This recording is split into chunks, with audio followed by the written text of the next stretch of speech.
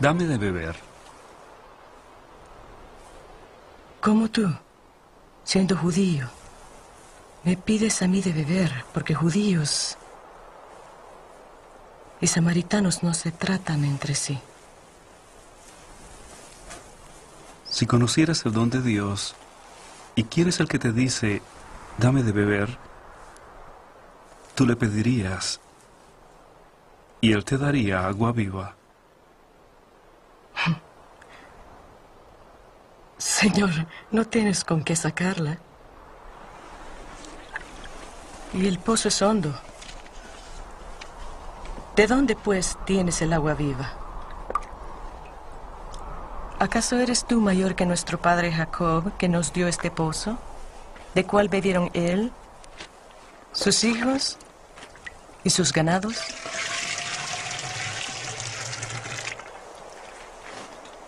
Cualquiera que bebiere de esta agua volverá a tener sed.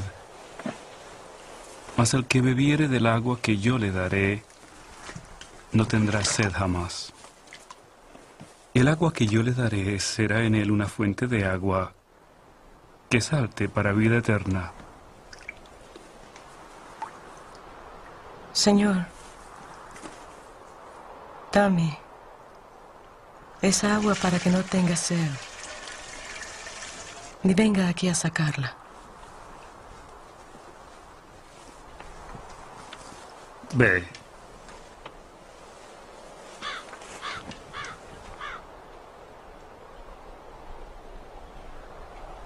Llama a tu marido y ven acá.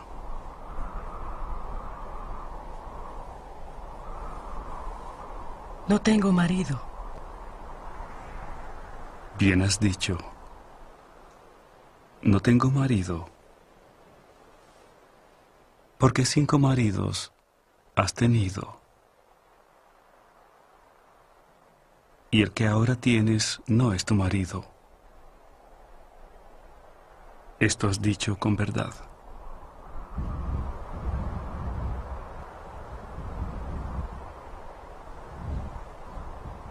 Señor,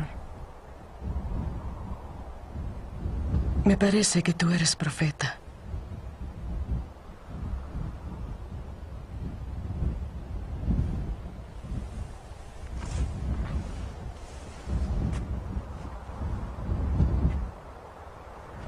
Nuestros padres adoraron en este monte. Y vosotros decís que en Jerusalén es el lugar donde se debe adorar. Mujer, créeme, que la hora viene cuando ni en este monte ni en Jerusalén adoraréis al Padre. Vosotros adoráis lo que no sabéis. Nosotros adoramos porque la salvación viene de los judíos. Mas la hora viene, y ahora es, cuando los verdaderos adoradores adorarán al Padre en espíritu y en verdad, porque el Padre, tales adoradores, busca que le adoren. Porque a los tales, Dios ha prometido su espíritu. Y los que le adoran, en espíritu y en verdad, es necesario que le adoren.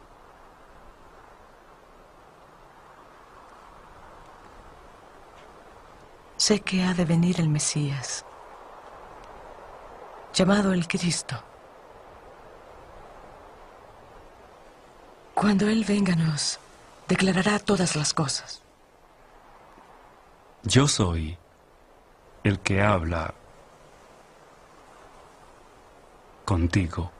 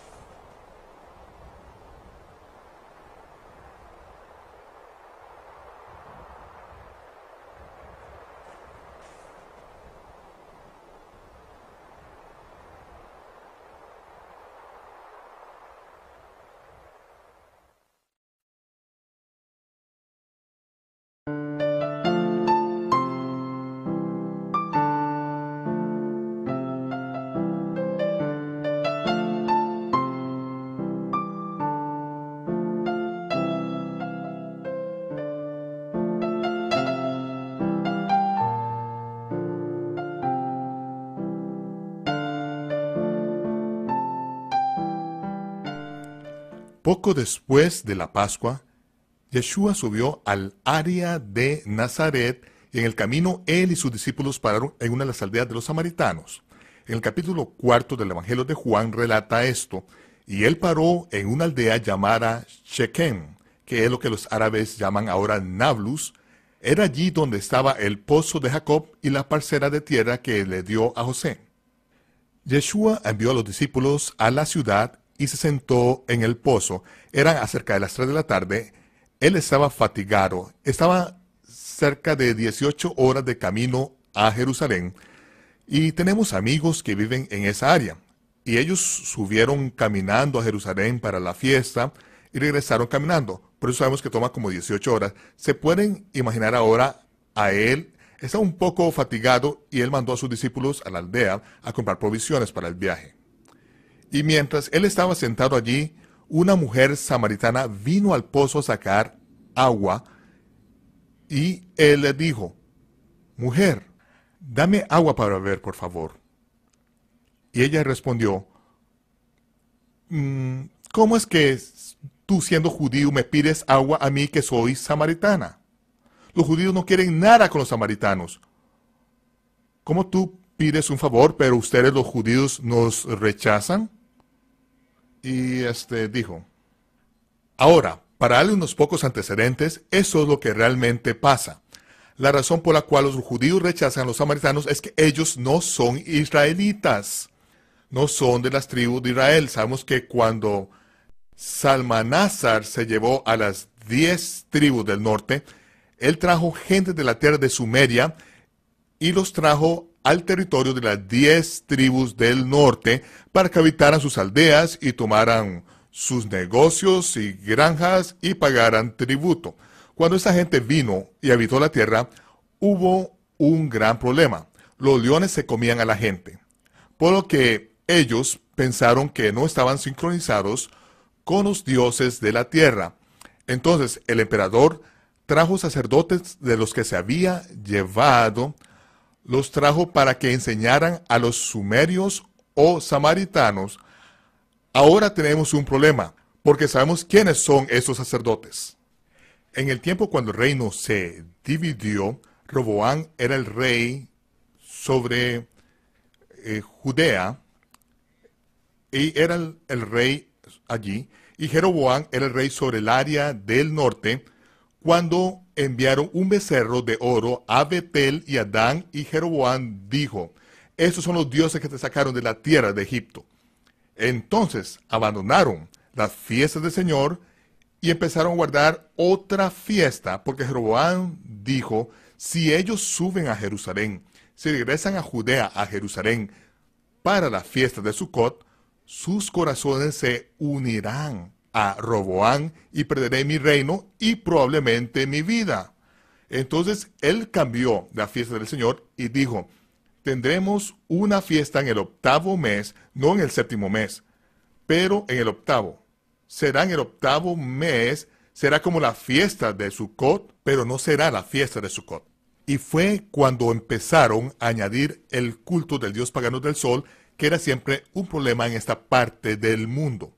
De hecho, esa es la razón por la cual los cananeos fueron sacados de la tierra, porque eran parte del culto al dios sol babilónico. Ellos trajeron de Babilonia a esta área, y cuando las iniquidades de los amonitas y los cananeos eran demasiadas, entonces los israelitas pudieron habitar esa tierra. Ahora vemos que lo que Jeroboam hizo fue brillante. Él no tomó a los levitas, sino que tomó a los más bajos del pueblo, los inaeducados en la Torá.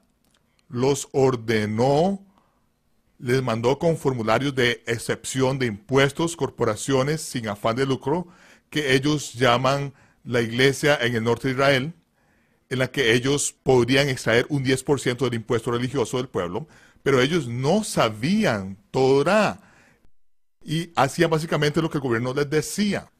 Estos son los sacerdotes que se trajeron a la tierra. Esos sacerdotes son los que enseñan a los samaritanos cómo adorar a Dios, y una de las cosas que les enseñaron, que está en la línea del gobierno, fue adorarás en el monte Gerizim. Estaban mirando sobre Chequén, que es donde está el pozo. Ahora, esta mujer que está sentada ahí vino al pozo, y cuando Yeshua está ahí para beber, esa es la situación. Ella es una samaritana. Los judíos no tienen tratos con los samaritanos porque saben que no son israelitas. Tienen una Torá diferente, diferentes mandamientos, debido a que los sacerdotes enseñan la religión del gobierno que fue establecida cuando las 10 tribus del norte fueron llevadas cautivas y los samaritanos vinieron a la tierra. Ahora sabemos que hay, de acuerdo al sumo sacerdote samaritano, 267 cambios del texto de la Torá que los judíos usan a la que los samaritanos usan. Muchos de estos cambios son parte de esta nueva religión del Estado que se estableció, santificada por el gobierno para tener al pueblo feliz y mantenerlos adorando en el monte Gerizim y separados del resto de los israelitas y de Judá. Él dice, dame de beber, por favor. Ella dice, ¿qué? Ustedes los judíos no quieren nada con nosotros. ¿Por qué me estás pidiendo esto? Y él dice, si tú supieras quién está hablando contigo, tú le hubieras pedido a él de beber, y él te hubiera dado agua viva. Y ella dijo, bien, ¿eres tú mayor que nuestro padre Jacob, que nos dio este pozo, quien alimentó a sus rebaños aquí? Él dio de beber a sus rebaños aquí. ¿Eres tú mayor? Y él dijo, quien bebe de esa agua volverá a tener sed. Pero el que bebe del agua que yo te ofrezco, nunca más tendrá sed, sino que será en él una fuente que salte para vida eterna. Ella dijo, Señor, quiero esa agua. Y él dijo, ve a llamar a tu esposo. Ella dijo, no tengo esposo.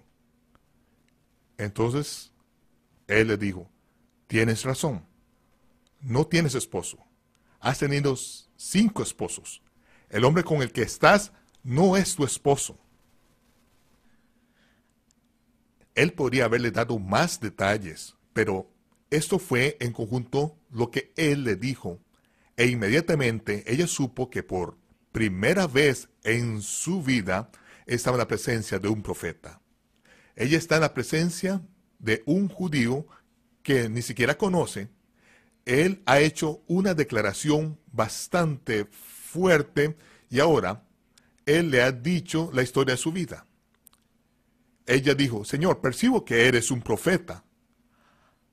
Ahora, en el momento que ella sabe que está en la presencia de un profeta, ella tiene una pregunta teológica. Dice, nuestros padres dijeron que debemos adorar aquí, en esta montaña, en el monte Gerizim. Es el 10º mandamiento de nuestra Torá. Pero los judíos dicen que debemos adorar en Jerusalén. ¿Qué dices tú? Entonces, él le da una verdadera carne de la palabra, en la que él está profetizando de cómo el Todopoderoso siempre deseó ser adorado en espíritu y verdad. Y este es el momento cuando va a abrir paso en esta área. Prosiguiendo la conversación, ella finalmente dice, sé que cuando el Mesías venga, Él nos va a enseñar todo eso. Nosotros no sabemos todo eso. Realmente no entiendo todo lo que dices, pero sé que cuando el Mesías venga, Él nos va a enseñar todo eso. Él nos va a responder a todas nuestras preguntas. Va a resolver este problema entre los samaritanos y los judíos.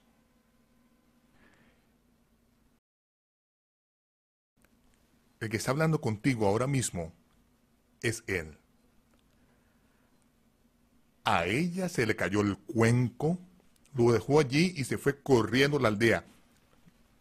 Los discípulos estaban en el camino de regreso a la aldea. Los discípulos estaban saliendo de la aldea, acaban de comprar provisiones y me puedo imaginar que cuando ella pasó corriendo enfrente de ellos, sus túnicas y turbantes volaron en el viento que ella levantó corriendo hacia la aldea. Ellos llegaron al pozo y se sentaron allí y dijeron, ¿sabes lo que está pasando allá? Se preguntaban por qué estaba hablando con la mujer samaritana allá. Luego los discípulos sacaron las provisiones y dijeron, Señor, ¿quieres salsa 1000 islas en tu Reuben Sandwich? Y él dijo, no gracias, tengo carne para comer que ustedes no conocen. Y él está viendo lo que está pasando porque la mujer fue a la aldea, a la calle y dijo, acabo de conocer a un hombre que me ha dicho todo lo que he hecho en mi vida. ¿No es este el Mesías? Y la gente la oyó, la escucharon y decidieron salir de la aldea. Bien, los samaritanos en esa época vestían todo de blanco. Túnicas blancas, vestían todos de blanco. Los hombres y las mujeres en la aldea. Y Yahshua está mirando detrás de sus discípulos a la aldea porque está viendo lo que ha pasado y lo que va a pasar. Y cuando él dice, ya saben, tengo carne para comer que ustedes no conocen, ellos miraron alrededor y dijeron, ¿qué está pasando? ¿Estás hambriento hace una hora antes que fuéramos a la aldea y ahora no tienes hambre? ¿Te ha dado alguien de comer? Tengo carne para comer que ustedes no conocen. Y después él dice, no digan que faltan 4 meses para la cosecha. Entonces faltaban como 4 meses para empezar la cosecha. Él dijo, suban la mirada. Miren a las colinas, miren. Los campos están blancos, listos para la cosecha. Y cuando se volvieron a mirar, vieron cientos de hombres con túnicas blancas saliendo de la aldea hacia el pozo donde él estaba. Cuando llegaron, hablaron con él y le preguntaron, y cuando les habló, le dijeron, hemos oído lo que la mujer dijo, pero no le creímos. Por lo que ella dijo, vinimos a oírte. Pero ahora que estamos aquí, ahora que hemos oído esas palabras, sabemos que eres el Mesías. Y la Escritura dice que él fue a la aldea y se quedó con esos gentiles 2 días. 2 días.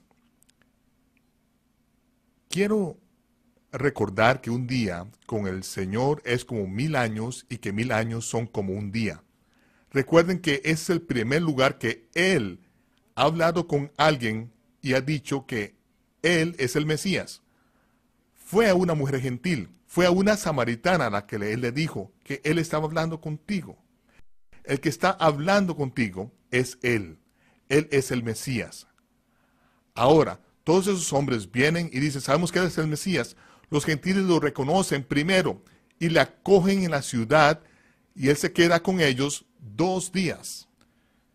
Después de esos 2 días, subió a Nazaret. Él ministró aquí en esta área y después, al final del verano, hablamos de esto durante el tour, los últimos 2 días, de lo que se supo de ese verano, de algunas de las sinagogas en las que estuvo, en las que estuvimos y donde Él enseñó, donde Él sanó. Y cuando hablamos de esto, desde esta área para ir a Nazaret y de Galilea, para llegar a Jerusalén para la fiesta de Sukkot, requiere planificación por adelantado. El mes de la Lul es el tiempo de la cosecha. Y cuando la trompeta de Yom Teruah, el día de las trompetas, que empieza en el 7º mes, cuando eso sucede, nadie está obligado a subir a Jerusalén. Esa no es una fiesta de peregrinaje. Lo que pasa 10 días después, cuando hacemos el último aventamiento y lo traemos, es el momento de recolectar todo el producto y traerlo en ese momento de recolectar. Tenemos 10 días para estar listos y luego empieza el día de expiación. El día de expiación tampoco es una fiesta de peregrinaje. Donde quiera que estés, tú ayunas y oras el día de expiación. Y luego, 5 días después, debemos subir a Jerusalén con las sucas ya construidas, preparadas para entrar en ellas. el primer día de la fiesta de Sucot, que es el 15 día del mes, del séptimo mes. Toma por lo menos 7 días viajando a pie, llegar desde el área de Galilea hasta Jerusalén. Esto es difícil porque tenemos el día de expiación y pasa 5 días antes de Sucot. Tenemos la cosecha que es grande, llena de producto para la tierra de Israel, sobreabundante entonces y ahora. De hecho, la aldea donde yo vivo es Perea, que significa fructífera. Es un área muy fructífera. Todo el valle de Jezreel lo es. Por lo tanto, deben salir antes del día de expiación y en el camino deben parar y ayunar en el día de expiación. De hecho, hablamos ayer del día de expiación en el camino a Jerusalén. Ellos pararon en la cima de una montaña y ahí fue donde Moisés y Elías se aparecieron. Moisés y Elías se aparecieron y por eso los discípulos dicen, es bueno que estemos aquí, hagamos 3 sucas aquí, una para ti, una para Elías y una para Moisés. Ellos sabían que querían matarle en Jerusalén. De hecho, aquí en Nazaret, sus hermanos y su madre iban a la fiesta y él dijo, yo no voy todavía.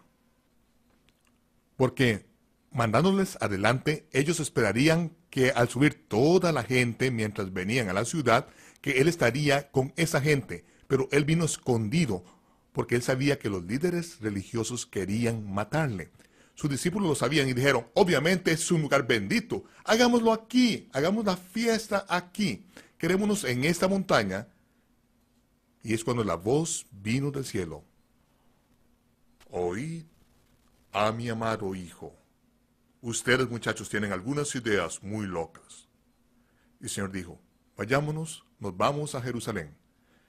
Entonces él está camino a la fiesta de Sucot. Él está en su camino a la fiesta de Sucot, viajando después del día de expiación. Todavía está a 18 horas de Jerusalén. Se detiene en el pozo y se queda con todos sus discípulos en el pozo, porque solo les quedan 18 horas para llegar. Van a estar en Jerusalén y se están preparando para la fiesta. Él envía a Santiago y a Juan a la misma aldea en que estuvieron antes en ese año, al principio del verano. Van a la aldea donde pasaron 2 días con esos gentiles que anunciaron que él era el Mesías. Ellos creyeron que él era el Mesías. Pero cuando Santiago y Juan llegan a la aldea, se niegan a venderles nada a Santiago y a Juan. ¿Por qué? Dice que cuando los samaritanos supieron que Yahshua estaba mirando como si iba a subir a Jerusalén, ellos se negaron a venderles nada. Bueno, ¿qué pasa aquí? Dijeron que ellos sabían que él era el Mesías. Él pasó 2 días con ellos. Ahora él está subiendo a la fiesta del otoño del Señor y ellos se negaron a venderles nada. ¿Por qué? Porque si él no va a quedarse con ellos y edificar su suca en el monte Gerizim, y si él no va a adorar con ellos, si él no va a jugar la religión con ellos, de la forma que esos gentiles han estado jugando a la religión todo ese tiempo, ellos ni siquiera que van a venderles nada. Si tú no juegas a la religión con nosotros, puedes empacar tu basura y seguir tu camino, Jesús. No te necesitamos, no te queremos, no te vamos a vender nada. Santiago y Juan regresaron furiosos. Estaban muy enojados. Dijeron, Señor, llamemos fuego del cielo y sostenemos sus esqueletos ahora mismo. Él dijo, calma muchachos, no sabéis de qué espíritu sois. Vamos, seguidme, seguidme. Subieron a Jerusalén y observaron la fiesta del otoño, la fiesta de los tabernáculos. Cuando caminábamos por la aldea samaritana hace unos pocos años, en el primer día de la fiesta de Sucot, vimos muchos niños con muletas, sus cuerpos torcidos, necesitados de ayuda para andar. Entramos al hogar del sumo sacerdote y sus 3 hijos, uno de los cuales llegará a ser sumo sacerdote. Yo ya sé cuál, porque 2 de ellos son tan retardados que no pueden mantener una conversación coherente del todo. Lo que pasa es que los samaritanos guardaron su religión, se mantuvieron separados, siguieron haciendo su propia cosa y la endogamia ha causado que no haya una sola familia que no tenga descendientes severamente retardados o deformados. Pueden tener 6, 7, 8 o 10 hijos, pero de todos ellos habrá solo una niña. Todos son muy prósperos. Pero la cosa por lo que pelean es niñas. Porque la mayoría de los hombres vivirán y morirán sin tener una esposa. Tendrán casas grandes de 3, 4 pisos, conducirán sus Lexus, sus Mercedes, estarán estacionados enfrente de sus casas, pero nunca tendrán una esposa. Porque esta endogamia ha causado muchos problemas. Y lo que tiene una esposa, muchos de sus hijos serán deformes. No uno o dos, sino que muchos de sus hijos serán deformes. Creo que Yahshua dijo a sus discípulos, no vamos a llamar fuego del cielo. Vamos a dejarlo así. Y al final de los días, en los últimos días, la gente verá un ejemplo. Un ejemplo. Si queremos seguir las doctrinas y mandamientos de los hombres, las reglas religiosas y las regulaciones de los hombres, si queremos enclaustrarnos en nuestros propios enclaves denominacionales y proceder entre nosotros mismos generación tras generación, llegaremos a no poder producir buen fruto. Nuestra descendencia será retorcida, nudosa y retardada. Pudieron haberle seguido a Jerusalén. Hubieran sido bienvenidos. Pero en lugar de eso, quisieron seguir jugando religión a su manera y por eso, ahora en nuestra generación tenemos el ejemplo de la mujer junto al pozo. Tenemos el ejemplo de los gentiles que se reprodujeron entre ellos mismos y que por 2000 años han sabido quién es el Mesías. Y la pregunta es, ¿están siguiéndole a él? ¿O van a continuar siguiendo sus tradiciones muertas que acabarán torciendo y deformando a todos? Esta es una de las razones por las cuales me gusta estar aquí en la aldea Nazaret, la aldea del primer siglo, la ciudad, probablemente el vecindario donde Yahshua caminó, tal vez por este viñedo. Él probablemente conoció a la familia que trabajaba este viñedo. Y desde aquí, él fue por todo Galilea, ministrando, sanando. Y yo creo que si le seguimos, nosotros experimentaremos la misma sanidad en nuestras vidas espiritual, física y emocional. Y podremos llevar esa sanidad a las naciones del mundo. Es la región de Galilea, ¿sí? Galilea de las naciones. Así que yo estaba enseñando una noche y una mujer vino y me dijo, tuve una visión y quiero compartirla con usted. Su esposo estaba ahí y sentí que tenía que oírlo. Ella dijo que tuvo una visión en la que el Señor estaba parado con vestiduras blancas a corta distancia. Él gesticuló, no dijo nada, solo gesticuló. Se volvió y caminó un buen trecho y entonces se volvió de nuevo y entonces se volvió otra vez. Y caminó y finalmente, una última vez, miró hacia atrás y se volvió y nunca más miró hacia atrás. Y siguió alejándose. Tan pronto como vi eso, tan pronto ella dijo, fue como si yo lo hubiera visto. Supe que ella había recibido esa revelación, esa visión. Yahshua está diciendo, sígueme, vamos, sígueme. y se vuelve y camina lejos. Ve quién le sigue. Se vuelve y dice, vamos, sígueme. Quiero que dejes atrás tus tradiciones muertas. Quiero que dejes atrás tu religión muerta y quiero que solo me sigas a mí. Vamos, sígueme. Entonces, él camina en la lejanía y solo una vez, última vez, él dice, sígueme. Y se vuelve y nunca más se vuelve a mirar atrás. Va a haber un remanente. Ahora mismo ese remanente no existe. Ese remanente no existe. El remanente es lo que queda al final. Ni siquiera estamos cerca del final. El calor no se ha empezado a subir todavía. Vivimos en paz y tranquilidad. Pero está llegando un tiempo en que tenemos que estar a sus pies, escuchando su voz, haciendo lo que Él dice, o seremos dejados en el polvo. Él dice, sígueme. Y yo creo que es lo que necesitamos hacer. Amén.